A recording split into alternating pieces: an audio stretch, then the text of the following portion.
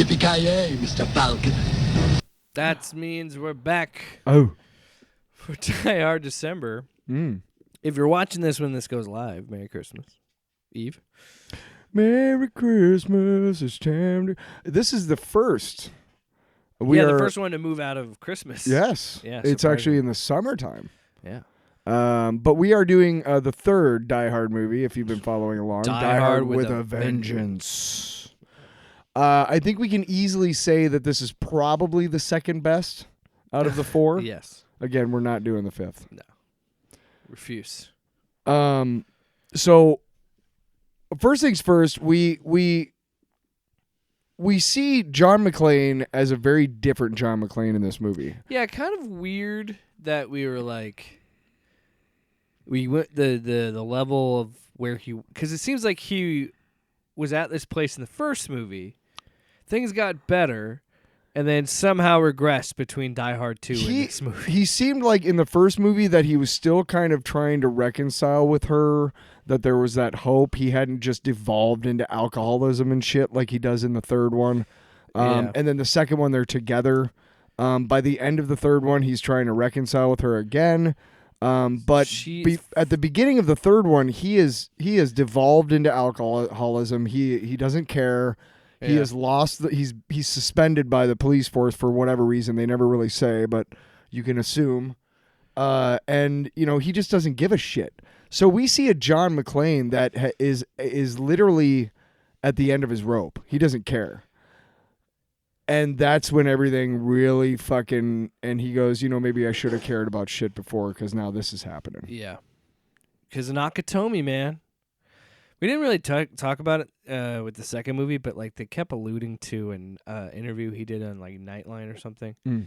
And so I've always wondered what that was. But Nakatomi really fucked up his life because he's always the hero cop, and it caught up with him in this third movie. So I think again, first things first is that we do. We bring John McTiernan back, which is a good decision. And I think the reason why this movie stands out so much better than the second one is because of the practical effects. Well, almost all of the effects and explosions and crashes and everything in this movie almost are practical. They really made this stuff happen. They really made this thing blow up and all that shit. I also think it's because they took, like we talked about last week, where they actually made a choice to be like, okay, we're going to make this whole thing Nakatomi Tower. We're going to make him have to go across Manhattan and like, because he talks excuse me. In those first movies, he talks so fondly about New York, but we never see him ever in New York. So right, this is nice. Yeah, this is fun to see him back in his element. Yes.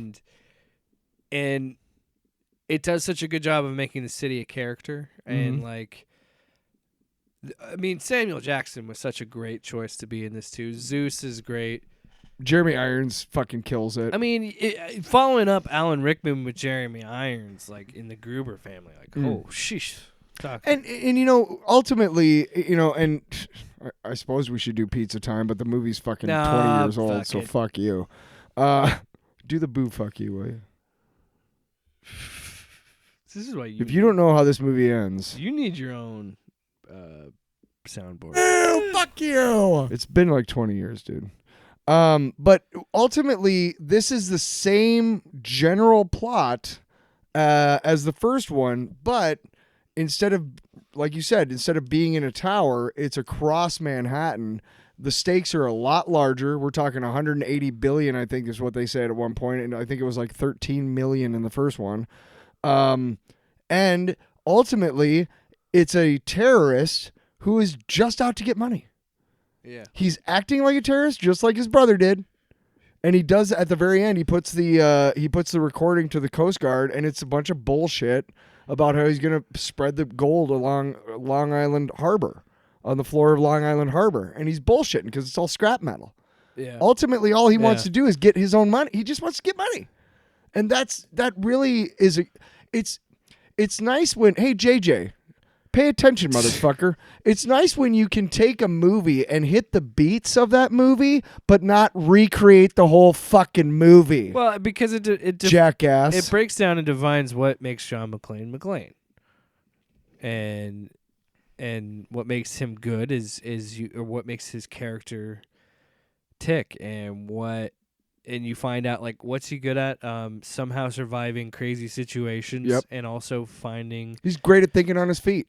He's great at improv, but he's also great at finding differences and noticing things. He's and picking up. definitely He's very insightful. He's very observational. He's not quite like Sherlock Holmes, but there are things that happen, like when he's on the elevator with all the all the bad guys, and he notices in the mirror that the fucking one guy is wearing his buddy's badge. And instead of being like, panicking, he does, hey, did you play the lottery number last night? You know how many guys play the lottery? And then he just fucking shoots them all. Yeah. Like, that's cool as fuck. And if he doesn't notice that, he's dead. The quarters thing, he always notices. Everybody's got 10 quarters. Everybody, all this stuff. I mean, there's so many moments in both the first and third movies, and some in the second, but the second is mainly I'm kicking ass, but the first and third, you really get a sense of he's a good cop because he notices shit that others don't. And he survives Nakatomi, and he survives this chase across Manhattan because he's noticing shit that other people don't.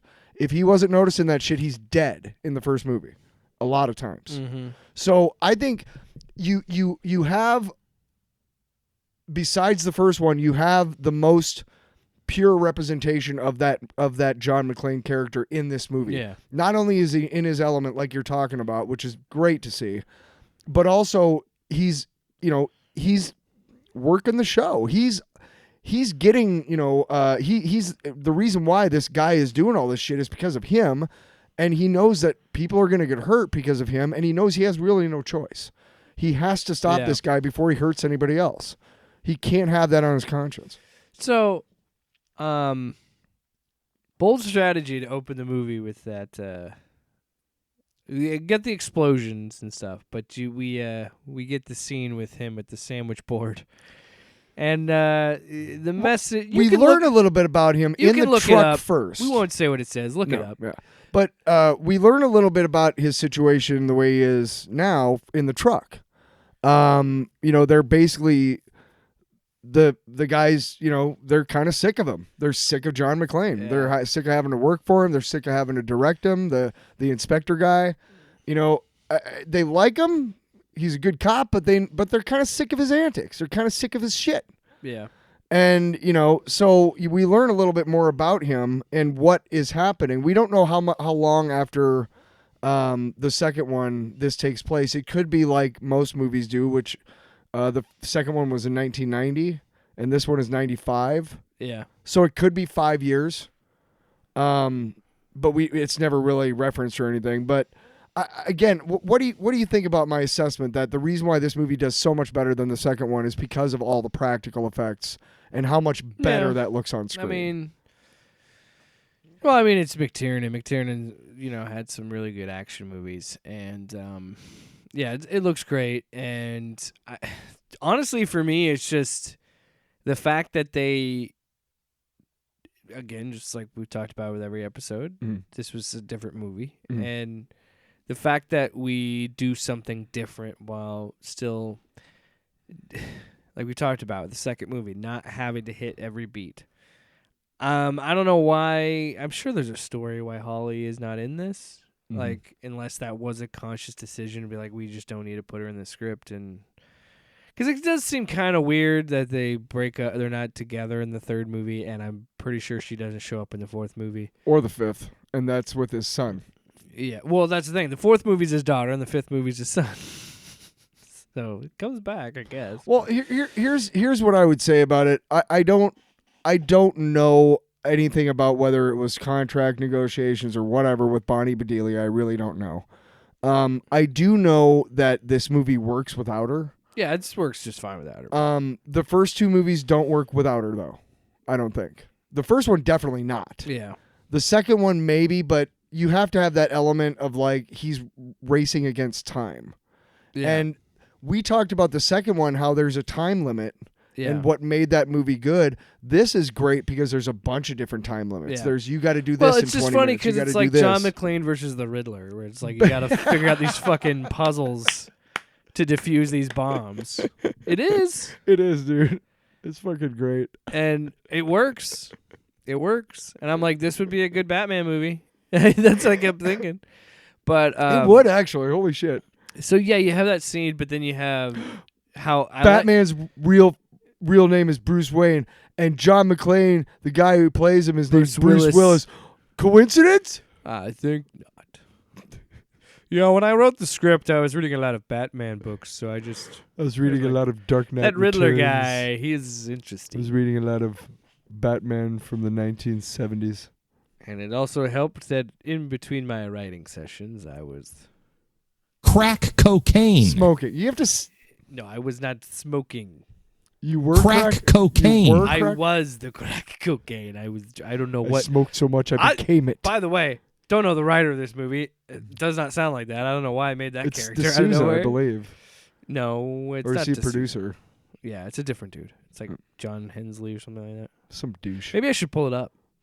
But I like how Sam Jackson is introduced. I like how Zeus is introduced in this movie because the funny line of like, you know, some other people are going to show up and see this, and you're not. How do you? You get about 10 seconds Yeah. before those motherfuckers see it and come, and they're gonna kill you. Yeah. And then he's like, "Hey," Start acting crazy, which and he tries, but then Yeah. they break a fucking bottle over his head. yeah, and, and cut Zeus. Here's the thing. Hmm. I get what this is going for, being in Harlem and doing that, but it's like you didn't have to say that. You didn't have to put that on there. You could have put something else, and it would have been just as like fuck Harlem would have been effective. I feel like, or I hate black people. Hey, I don't know, and I'm not a mastermind villain or anything, but if I it is John. It's John if I was Henson, in control, screenwriter. if I could make somebody do something and I wanted them to die like messily, I think the best way to do it is to make them go to Harlem wearing a sign that has the N-word on it. Sorry. A white dude especially. Yeah, he's dead. I mean, rightfully so. You can't be saying shit like that, man. You can't be saying shit like that. If I'm a black dude hanging out in Harlem and some white dude walks by with a sandwich board, I'm going to kill him too. So let's talk about that, because this movie has a weird, I don't want to say weird, of its time, nuance with racism and race. There's a lot of back and forth with that. And to me, it's a good conversation. There are parts where, you know, he does realize. There's parts where McClane says something and Zeus pushes back on him and he's like, hey, you know, forgive me or whatever. And then there's other times when they're trying to, you know, unlock the cuffs. And he's like, you know how to pick this lock? Yeah, because I'm black. Like, stop with the racist shit. Are you not a fucking locksmith? Oh, yeah, I am. Then shut up and fucking pick the, you know what I mean? Like, I get that. And then at one point, McClane calls Zeus a racist. Yeah, I'm like, come on. Come on. Now we're getting along with the Vivek Ramaswamy shit. Reverse racism is racism. Hey, here's what I got to say as a white person, and not being a racist myself, I don't understand what it's like to grow up not white in this country.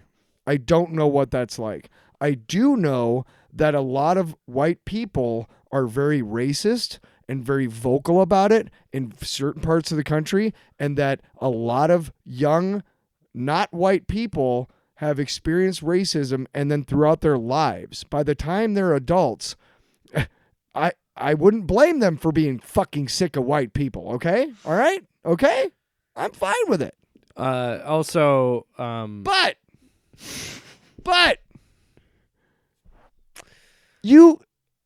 if you are a white person and you get upset at somebody who's not white for trying to be racist towards you, whether it's effective or not, you're a fucking asshole, okay? Here's why.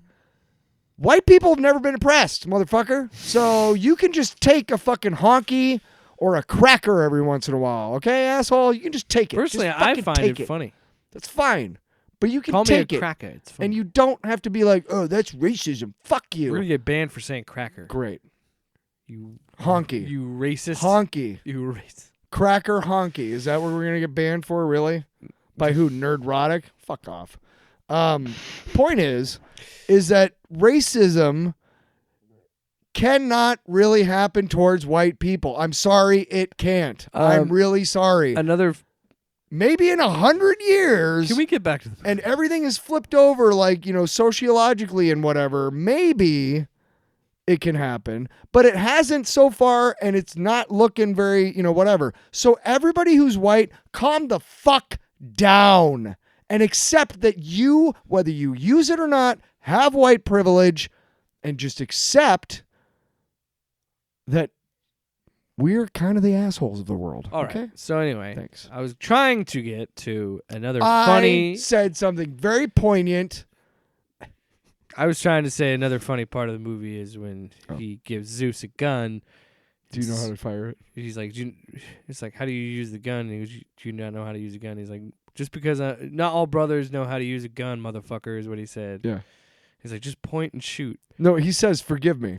Just point and shoot. Yeah. That's what I was saying, is that there's moments where he knows that he might have been off a little bit, and he's like, "Okay, well, fucking forgive me," but just Yeah. I'm sorry, I had to go off. I know. I was like, jeez. I don't even Well, know look, where I'm to go. tired. I'm tired of this argument, and I'm really fucking tired of Vivek Ramaswamy, man. Fucking Christ, Jesus, right? Reverse racism is. Shut up. Just shut up, dude. Just shut your mouth.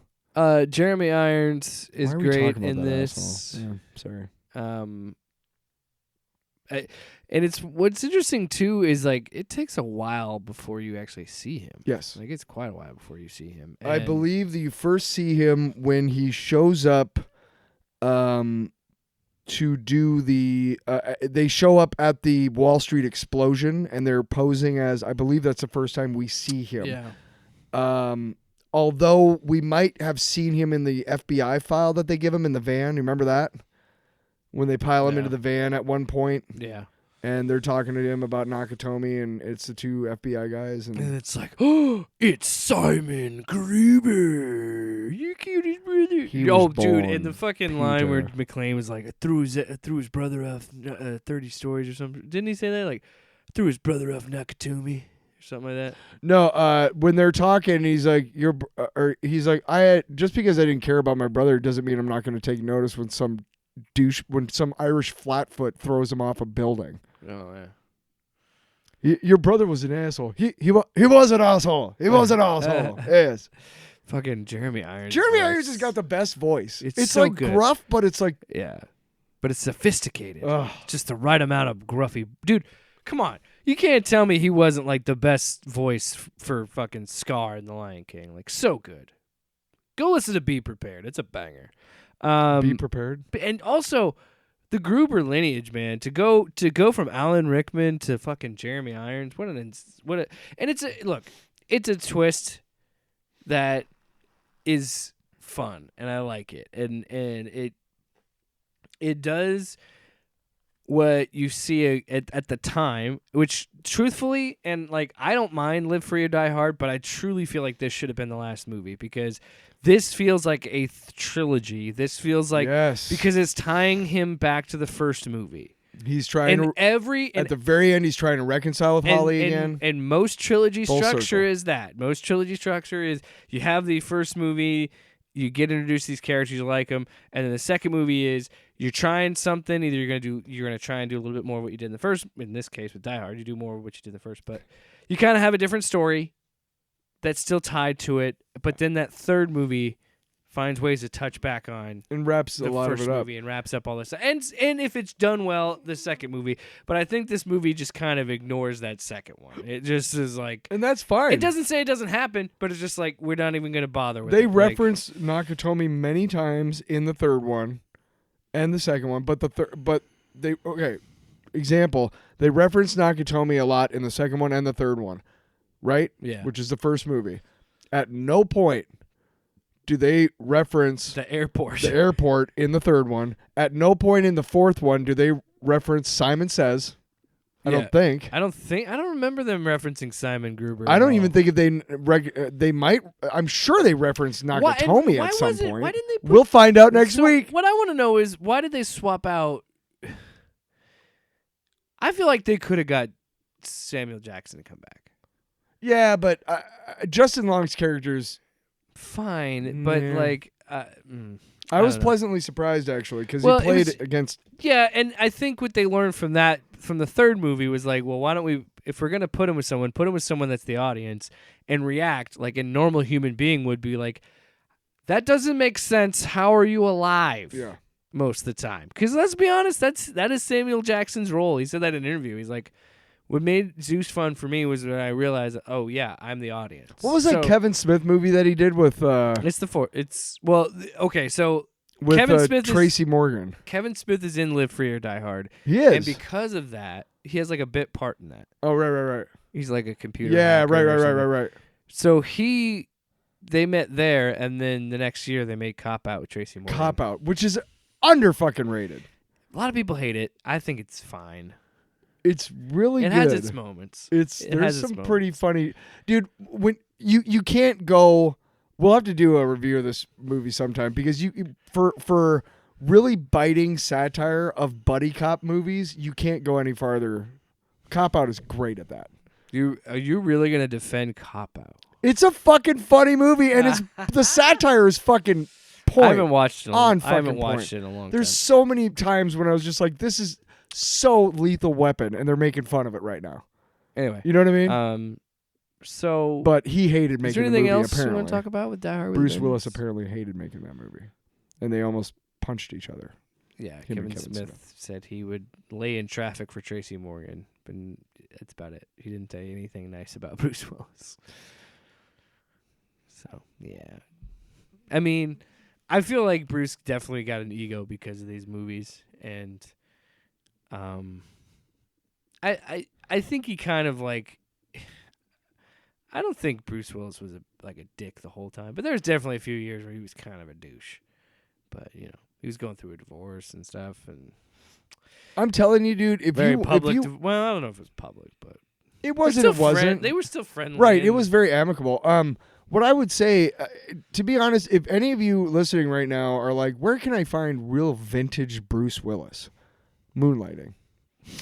I'm serious. You should watch it too. Now, granted, he's not on screen the entire episode, every episode, but when he's on screen, you're like, holy fuck. No wonder they got him for McLean. No wonder he became a movie star. He's Can we talk about brilliant. Can we talk about No, let's talk about Moonlighting and how much I don't like J.J. Abrams' take on Star Wars. So let's talk about how this movie ends, like towards the end, where he gets him because he bought Advil. Like, you know that? You remember the whole thing with that? Yes. And it's like, Nordalines. of all the unbelievable, crazy things in this movie, for 1995, that seemed like a lot. Now, super easy. But like, well, he's super careful the whole movie, and well, I guess that would make sense. Like, the one thing you wouldn't think. Would he have even noticed that the bottom had that sticker? You know what I mean? Exactly, yeah. There's that. And then the other thing, like, up until that point, McLean knows that they're taking the gold somewhere.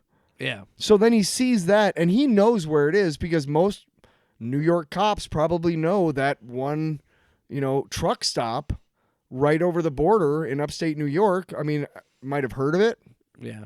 And like, hey, that's where they're fucking going, We're going to Canada. Yeah. Well, what does he say about Canada at the end? He says something like, "Who knew Canada was this much fun?" or something like that.